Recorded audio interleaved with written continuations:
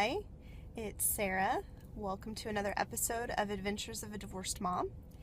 And today I am sitting in my car. I just got it worked on at the mechanic place, and it's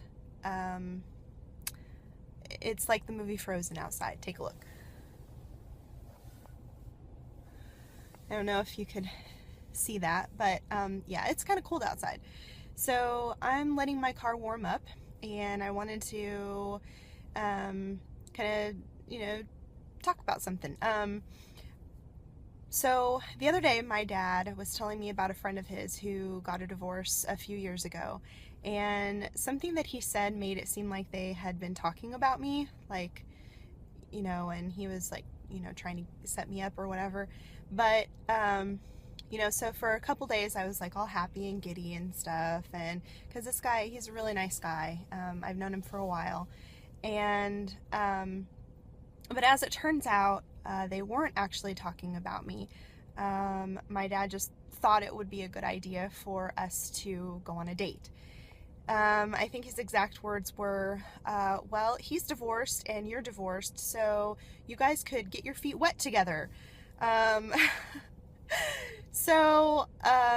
Yeah, and so when I found out that, or when I realized that this guy wasn't really, actively thinking about asking me out, I thought, well, I'm not going to. And then all of these things went through my head, like, he's a friend of my dad's, and that's kind of weird. He probably doesn't even like me anyway. He's a lot older than I am, and, well, not a lot, I guess. But he's older than I am. He has an older child, so I don't know how that would work out. But, and if you saw my last video, I think it was my last video, I talked about how half the time I feel like I'm still 18 years old, and the other half the time I feel like I'm an old spinster that nobody wants. So all of this was going through my head, and when I went to bed last night, I thought, I'm not going to ask him. I'm just going to forget about him. He probably doesn't like me anyway, blah, blah, blah, blah, blah. Well, I was talking to a friend, and she said, well, why don't you ask him? And I said, well, because I want him to ask me. I want the guy to ask me. And she's like, yeah. And since I've been doing these videos, a few times I've mentioned that, you should be honest with yourself. You should be who you are. And, when you find yourself having to go on dates after divorce, it can be really scary because, you haven't been on a date in a while, and you feel rejected because of your last relationship, and, all this other stuff. And my advice to women who are going through that is always just be yourself and get out there. And so I feel like I have to take my own advice. And so, I want that fairy tale beginning where he's looking at me from afar and asking me if I want to have coffee or go out for dinner, and I want him to make the first move. I mean, that's the fairy tale to me, probably because I'm the forward one, and, just for once, I want him to be the one who's forward and the one who initiates.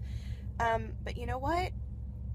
Life isn't a fairy tale, and relationships aren't a fairy tale, and if you want something, you have to go get it, and you have to be yourself, and I have to be myself. And myself is, when I want something, I go and ask for it. The answer's always no if you don't ask. So I think I'm gonna ask him. I think I'll just ask him for coffee. That seems like a first good step. That reminded me of an episode of Daniel Tiger. My daughter is insanely obsessed with Daniel Tiger, so we watch it all the time. And there's this one episode where the dad, fittingly enough, because of the snowstorm going on outside my car right now, the dad takes the kids sledding down this really big hill, and Daniel's really scared, and the dad says, how does the melody go? Something like, if something seems hard to do, do it a little bit at a time, or something like that. So yeah, if dating seems hard to you, just do a little bit at a time. So I think I'm gonna go do that now. Stay tuned for my next video when I say how it went. Yeah, so wish me luck, and I'll talk to you later. And also pray for me that I do not get into an accident on my way home. So see you later. Bye.